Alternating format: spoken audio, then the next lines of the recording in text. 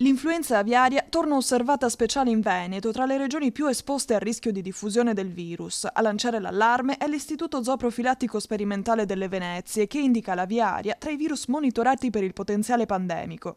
Di fronte all'aumento dei focolai, la regione del Veneto, dove solo il mese scorso ne contava una decina, ha disposto misure straordinarie: censimento del pollame, vaccini, lo stop a fiere e mercati avicoli e controlli rafforzati prima della macellazione. Sappiamo essere un virus in grado di mutare e di sorprenderci.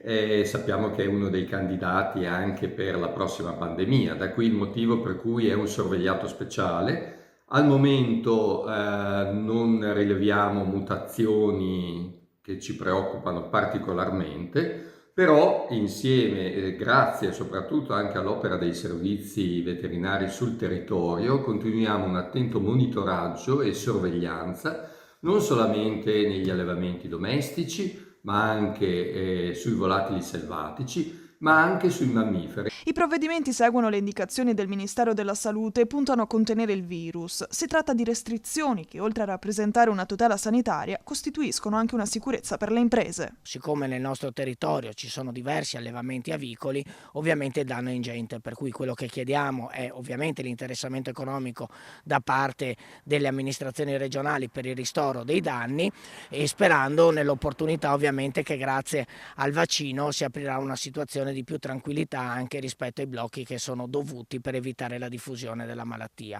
Voglio aggiungere un'altra cosa: ovviamente questa malattia viene trasportata dagli avicoli che fanno le migrazioni, per cui con i cambiamenti climatici c'è stata una modifica anche di quello che sono le rotte migratorie degli avicoli e quindi una maggiore pressione alla nostra regione.